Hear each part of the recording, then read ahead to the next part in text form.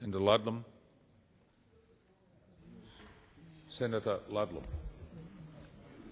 Thank you, Mr. President. My question is to the Minister representing the Minister for Climate Change. Is the Minister aware that the cumulative greenhouse gas emissions from proposed gas plants, coal-fired power stations and other fossil developments in WA will total around 80 million tonnes by 2016, which represents a doubling of Western Australia's greenhouse gas emissions, and that a single proposed plant, Woodside's proposed gas plant at James Price Point in the West Kimberley, represents 32 million tonnes of that, which is equivalent to the total greenhouse gas emissions of New Zealand. What action does the government plan to take to ensure that this does not cause a greater burden on individuals and other industries and households as we aim to reduce our national greenhouse gas emissions? Minister representing the Minister for Climate Change and Energy Efficiency, Senator Wong.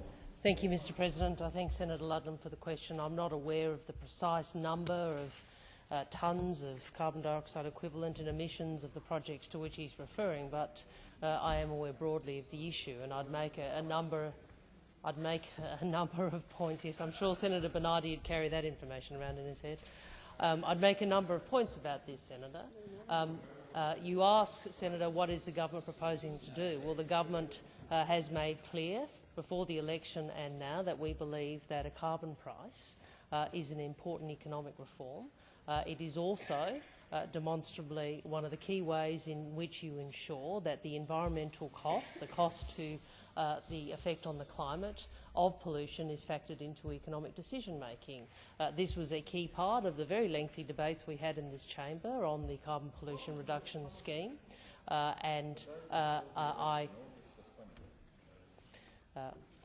when Senator Abetz is finished. I know every time climate change is mentioned, he gets a bit upset, but anyway. He gets all hot and bothered, says Senator Carr. It's quite a good interjection. My point... Oh, Kim, that is truly not a pretty thought. My point is we have had a number of debates in this chamber where I think I and other government ministers and senators have put very clearly the government's view that we do need to price carbon. We need to do so to ensure that the costs of climate change are factored into economic decision-making, and we are keen to work through the multi-party committee in which your political party is represented, Senator, about the best way to put in place that important economic reform. Senator Ludlam. Then I do have a supplementary question. Firstly, I'd ask the Minister if you're not aware, and I guess I would expect you wouldn't have it with you, of the precise proposed emissions coming from these new plants by 2016, whether you would take on notice as to whether our estimate is correct, that it is around 80 million tonnes by 2016. Does the government intend to require high greenhouse gas emitting LNG projects to sequester their emissions as a binding condition on their approval? The Minister. In relation to the first, I am happy to take that on notice and pass that question or refer that question to Minister Combet. In relation to the second, that is a question that goes to the discretion that the Environment Minister, who now has a much longer title, holds under the EPBC Act. It is not the practice of this government, and I have made this clear in this chamber on previous occasions, to be interfering in that statutory discretion, and I don't intend to commence doing so now. We have said very clearly as a government that we believe that a carbon price is the most efficient way for us to ensure that businesses and the whole of the economy takes into account the costs of climate change. We believe it's an important economic reform. We are working through processes to ensure that this can be achieved in a way that reflects common ground in this parliament and hopefully in the Australian community. Senator Ludlam. Thanks, President. My second supplementary goes to the question of liability. After establishing a dangerous precedent last year in making federal and state taxpayers liable for future leakage from sequestered emissions from the Gorgon project, will the government commit to now making companies responsible for any future sequestration projects liable for leakage as opposed to Australian taxpayers? The Minister. As a matter of courtesy to the Senator, I'm rising to respond, but this is now the third portfolio he has traversed in his question, his supplementary and his second supplementary.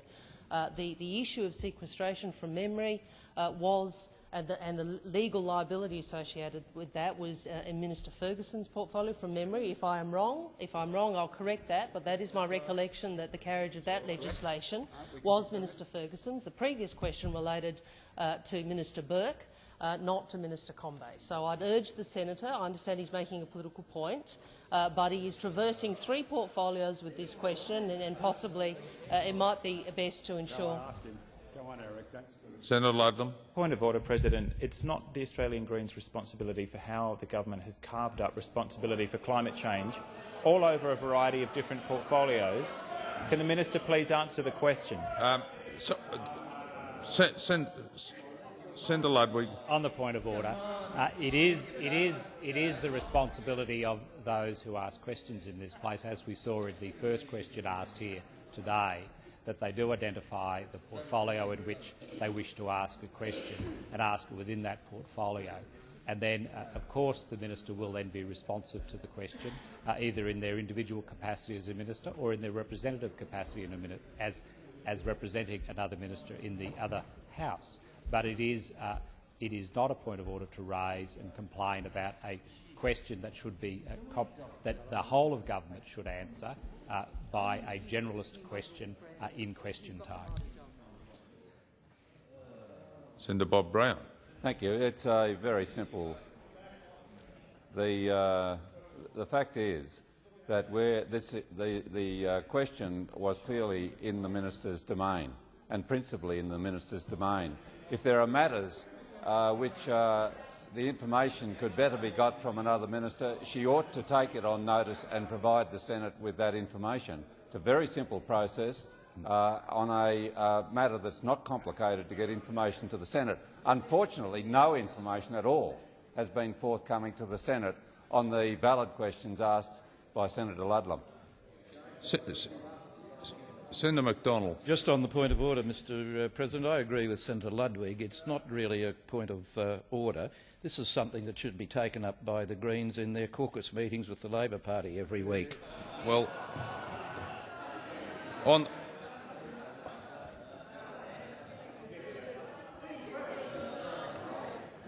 peace seems to have broken out, but in spite of peace breaking out, there's no point of order by Senator Ludlam. I can only expect the minister to answer those parts of the question that relate to their portfolio. As I indicated in the first question that was asked in question time today.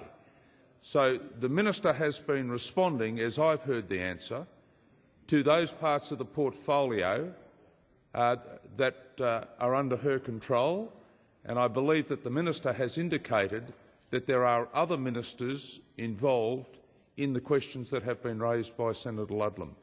The minister has 20 seconds remaining to answer the question. Thank you, Mr President. Well, in response to Senator Ludlam, his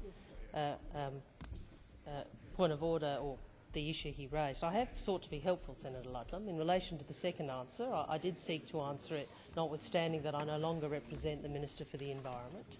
But I would suggest, if it would be helpful— Time has expired.